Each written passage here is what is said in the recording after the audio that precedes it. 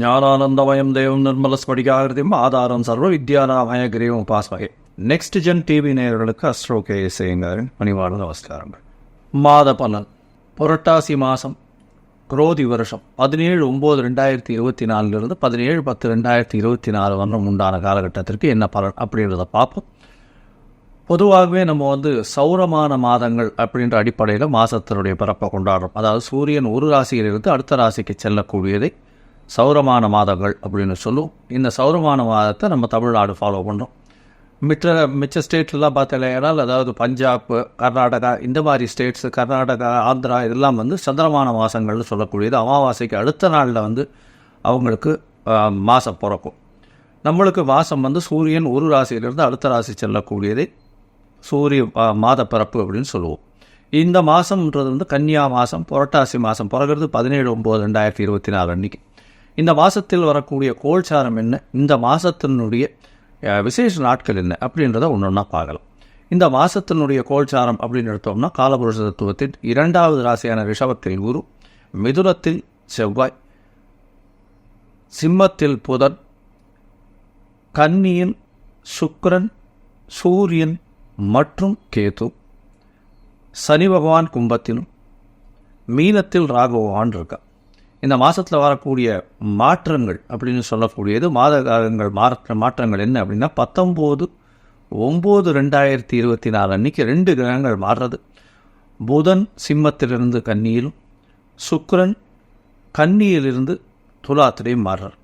அதற்கு பிறகு 6/10/2024 அன்றைக்கி பார்த்தேன்னா, புதன் கன்னியிலிருந்து துலாத்திலும், அதுக்கப்புறம் 14/10/2024 அன்றைக்கி சுக்கிரன் விருச்சிக ராசிக்கும் துலாத்திலிருந்து போகிறார்.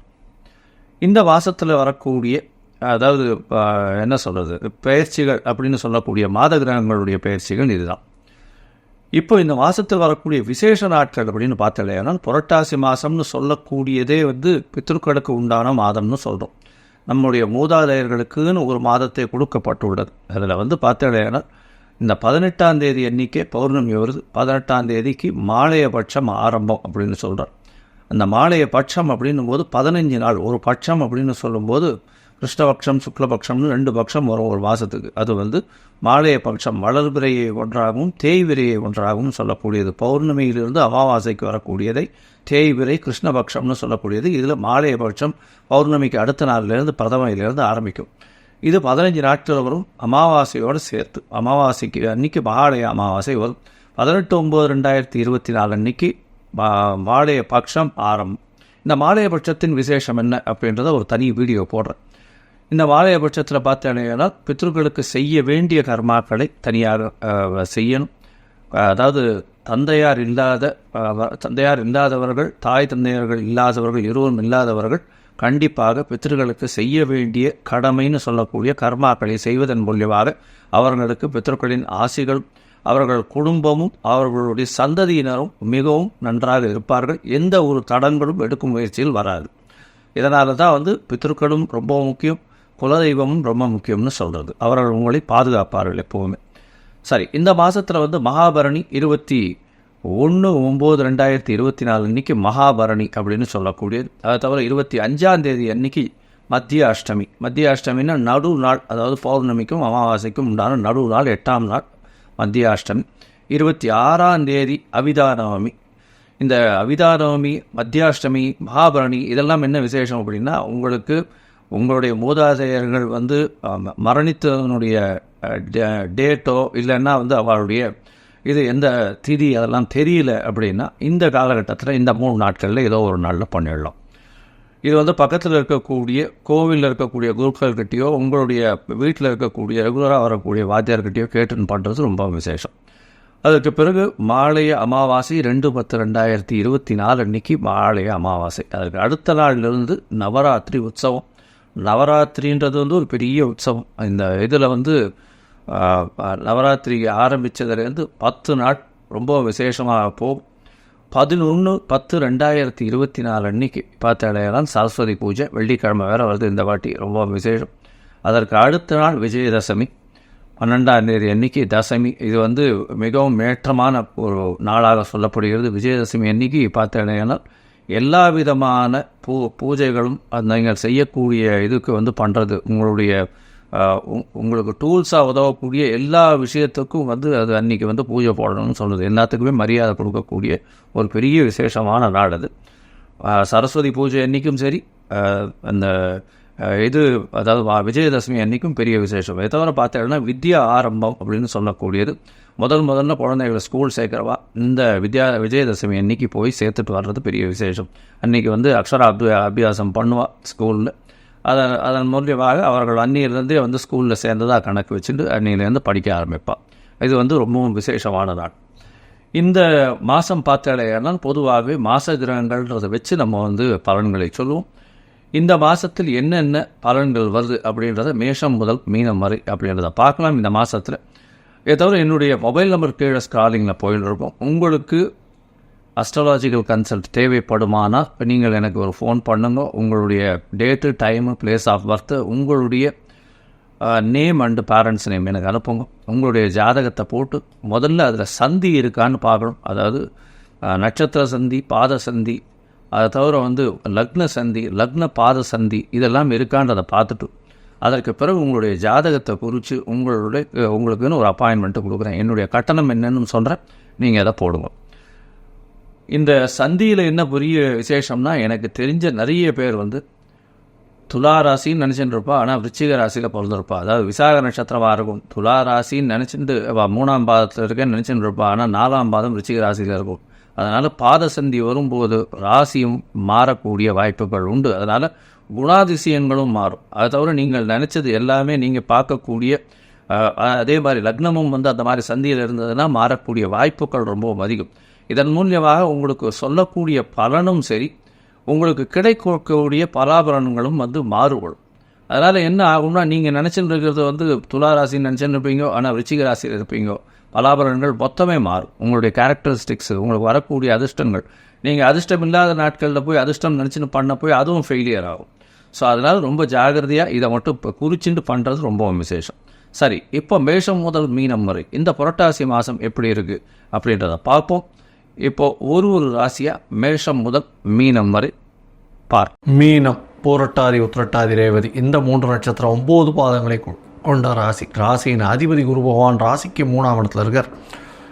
இந்த மாதத்தில் பார்த்தாலேயானால் திருமணத்திற்கு பாக்கியம் நிச்சயமாக உண்டு. என்னடா இது புரட்டாசி மாதத்தில் திருமணத்துக்கு பாக்கியம் உண்டுன்னு சொன்னோம்னா, இந்த ராசிக்காரர்களுக்கு 7.5 சனியும் நடக்கிறது. அதாவது மீன ராசிக்காரர்களுக்கு சப்தமத்தில் சப்தமாதிபதி ஆட்சி பெற்று போயிருக்கிறதும் ரொம்ப பெரிய விசேஷம். குரு பகவானின் பார்வையில் இருக்கிறது பெரிய விசேஷம். இதனால் பார்த்தாலேயானால் கண்டிப்பாக திருமண பாக்கியம் ஏற்படக்கூடிய பாக்கியம் நிச்சயமாக உண்டு. இந்த மாலையபட்சம் முடிஞ்ச உடனே இந்த நவராத்திரி குழு ஆரம்பித்ததுக்கப்புறம் வந்து ஜாதக பரிவர்த்தனைகளில் எடுத்துட்டு அதுக்கப்புறம் ஐப்பசி மாதத்தில் ஃபர்தராக கண்டினியூ பண்ணி போகிறது மிகவும் விசேஷம். 7ஆம் இடம் வலுப்பெற்று போயிருக்கு. 6ஆம் அதிபதி, 7ஆம் அதிபதி, அது தவிர கேது எல்லாமே சேர்ந்து இருக்கக்கூடிய காலகட்டம். எதிர்பாலினத்தவர் மூலியமாக நல்ல ஒரு ஏற்றமான செய்தி வரும். கணவன் மனைவியிடையே நல்ல ஒரு அந்யோன்யம் இருக்கக்கூடிய காலகட்டம். புதிய வீடு மனை வாங்கக்கூடிய பாக்கியம் உண்டு. அது தவிர பார்த்தாலேயானால் வேலைக்காக, அதாவது பார்ட்னர்ஷிப் பிஸ்னஸுக்காக வந்து நிறைய செலவு பண்ணக்கூடிய வாய்ப்புகள் நிச்சயமாக இருக்குது. புதிய கடன் வாங்கக்கூடிய வாய்ப்புகள் நிச்சயமாக இருக்குது. 8ஆம் அதிபதி 8ஆம் இடத்துல ஆட்சி பெற்று போயிருக்கிறது விசேஷம். இதன் மூலியமாக உடல் நலத்தில் சற்று பின்னடைவு இருந்தாலும் அது வந்து பெரிய அளவுக்கு பாதிக்காது. 7.5 சனி இருக்குது, வக்கர சனி, தேவையற்ற செலவுகள் கொஞ்சம் அதிகமாக இருக்கக்கூடிய காலகட்டமாக இருக்கும். படிக்கக்கூடிய மாணவர்களுக்கு நல்ல ஒரு ஏற்றம் இருக்கும். குடும்பத்தில் நல்ல நிகழ்ச்சிகள், சுப நிகழ்ச்சிகள் இருக்கும். பேச்சில் நல்ல நளினம் இருக்கும். இந்த மீனராசிக்காரர்களை பொறுத்தவரையிலும் பார்த்தீர்களேனால் நினைத்த விஷயங்கள் அனைத்தும் வெற்றிகரமாக செயல்படுத்தக்கூடிய வாய்ப்புகள் நிச்சயமாக உண்டு. என்ன செயல்படுத்தக்கூடிய வாய்ப்பு அப்படின்னு பார்த்தீங்கன்னா, ராகு பகவான் இருக்கிறதுனால அபரிமிதமான திங்கிங் இருக்கும். அதனால் கொஞ்சம் வந்து எல்லா விஷயத்தையும் வெற்றிகரமாக எடுத்து செல்லக்கூடிய வாய்ப்புகள் நிச்சயமாக இருக்கும். இளைய சகோதரர் மூலியமாக நல்ல ஒரு ஏற்றம் இருக்கும், கவலைப்பட தேவையில்லை. மூத்த சகோதரர் மூலியமாக சிறு சிறு பின்னடைவு இருக்கக்கூடிய வாய்ப்புகள் நிச்சயமாக உண்டு.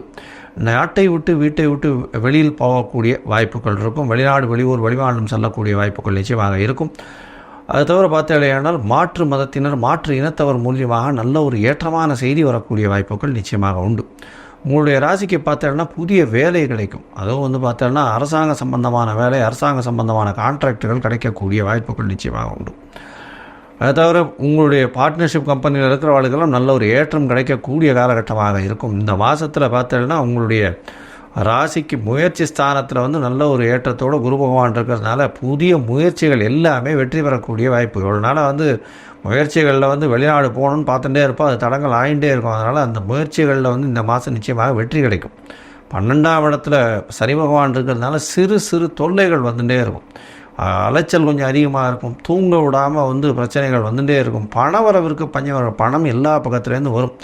அதுவும் இந்த ராசிக்காரர்கள் இம்போர்ட் எக்ஸ்போர்ட் பிஸ்னஸ் பண்ணுறவாளுக்கு பெரிய ஏற்றம். அது தவிர கடல் வாணிபத்தில் வந்து கடல் பிராணிகளை வச்சு வியாபாரம் பண்ணுறவாளுக்கு பெரிய ஏற்றம் கிடைக்கக்கூடிய காலகட்டம். அது தவிர வந்து பார்த்தாலேயானால் இந்த எஜுகேஷ்னல் ஆப் விற்கிறவா, குருத்துவம் பண்ணக்கூடியவா, ஆசிரியர்கள் தொழில் பண்ணுறவா, டியூஷன் எடுக்கிறவா, இவாளுக்கெல்லாம் பார்த்தோம்னா பெரிய ஏற்றம் கிடைக்கக்கூடிய மாதமாக இந்த மாதம் வரும். பொதுவாகவே இந்த மாதம்னு சொல்லக்கூடியது புரட்டாசி மாதம் 17/9 17/10 வரலும் இருக்கக்கூடிய மாதம். மாத கிரகங்கள்னு சொல்லக்கூடிய சூரியன், சுக்கிரன், புதன் மற்றும் செவ்வாய், இந்த 4 கிரகங்களுடைய மாற்றங்களை வச்சு இந்த மாதத்தினுடைய பலன்களை சொல்கிறோம். செவ்வாய் பகவான் இந்த மாதம் மொத்தமே 4ஆம் இடத்துல இருக்கார். 4ஆம் இடத்துல இருக்கக்கூடிய செவ்வாய் பகவான் நல்ல ஒரு ஏற்றத்தில் 10ஆம் இடத்தையும் பார்க்கறதுனால தொழிலில் அதிகமான அபிவிருத்தி இருக்கும், வேகம் இருக்கும். ஏன்னா அவரே தனக்காரகன் உங்களுக்கு. அதனால் ரியல் எஸ்டேட் பிஸ்னஸ் பண்ணுறவாளுக்கு திடீர் பண யோகம் வரும். ரியல் எஸ்டேட் பிஸ்னஸ் பண்ணுறவா அதாவது விற்காத ப்ராடக்ட் எல்லாமே, விற்காத வந்து யூனிட்ஸ் எல்லாமே இந்த மாதம் அதிக ரேட்டுக்கு விற்கக்கூடிய வாய்ப்புகள் நிச்சயமாக உண்டு. உங்களுடைய ராசிக்கு பார்த்தாலேயானால் 8ஆம் இடத்துல சுக்கிர பகவான் இருக்கிறதுனால மறைந்த இடத்துலேருந்து திடீர் பணம் வரும். அதுவும் வந்து பெண்கள் மூலியமாக ஏற்றமான விஷயங்கள் கிடைக்கக்கூடிய வாய்ப்புகள் நிச்சயமாக உண்டு. அதை தவிர வெளிநாட்டிலிருந்து பெண்கள் மூலியமாக நல்ல செய்தி வரக்கூடிய வாய்ப்புகள் நிச்சயமாக இருக்கும். உங்களுடைய ராசிக்கு பார்த்தாலேயானால் இளைய சகோதரிகள் மூலியமாக திடீர் பண வரவு, திடீர் ஏற்றம் கிடைக்கக்கூடிய வாய்ப்புகள் நிச்சயமாக இருக்கும். குடும்பத்தில் நல்ல செய்திகள், சந்தோஷமான செய்திகள் வரக்கூடிய வாய்ப்புகள் நிச்சயமாக உண்டு. இந்த மாதத்தில் உங்களுடைய முயற்சிகள் சில நாட்கள் தள்ளி வைக்கிறது ரொம்ப நல்லது. ஏன்னா அது சந்திராஷ்டம நாட்கள்னு சொல்கிறோம். இந்த சந்திராஷ்டம நாட்களில் வந்து புதிய முயற்சி வேண்டாம், வெளியூர் வெளிமாநில பிரயாணம் வேண்டாம்னு சொல்கிறோம். ஒருவேளை பண்ண வேண்டி இருந்ததுன்னா சந்திர பகவானுக்கு உண்டான எளிய பரிகாரத்தை பண்ணுறதுனால சந்திராஷ்டமத்தின் தாக்கம் குறையும். இந்த மாதத்தில் உங்களுக்கு சந்திராஷ்டம தினம்னு சொல்லக்கூடியது 4/10/2024 6/10/2024 வரலும் உண்டான நாட்கள் வந்து சந்திராஷ்டம நாட்கள். யாருக்கும் வந்து ஜாமீன் கையெழுத்து போடாதீங்க, தேவையெல்லாம் வீண் வம்புகளில் ஈடுபடாதீங்க, காசிப்பிங் பண்ணாதீங்க, பொறுமையாக இருக்கிறது நல்லது. இந்த மாதம் பார்த்தாலேயானால் உங்களுக்கு நீங்கள் அதாவது இது புரட்டாசி மாதம் பித்ருக்களுக்கு செய்ய வேண்டிய கர்மாக்களை பண்ணணும்னு ஏற்கனவே சொல்லியிருக்கோம்.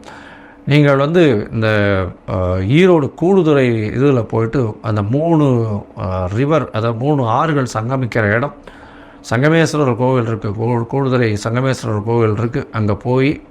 அங்கே போய் திருத்தர்ப்பணம் பண்ணிட்டு வரதன் மூலியமாக உங்களுக்கு ஒரு பெரிய ஏற்றம் கிடைக்கும். இது வந்து யார் பண்ணலாம் அப்படின்னா, தந்தை இல்லாதவர்கள், தாய் தந்தையர்கள் இல்லாதவர்கள், 2 பேருமே இல்லாதவங்க கண்டிப்பாக பண்ண வேண்டும். பண்ணக்கூடியது உங்கள் அருகில் இருக்கக்கூடிய புரோகிதரை கேட்டு செய்யும்.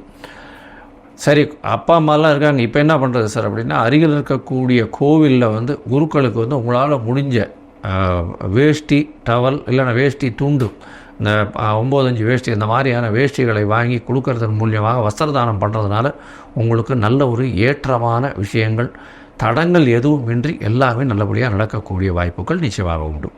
லோகா சமஸ்தா சுகினோ பவந்து. நன்றி, நமஸ்கார்.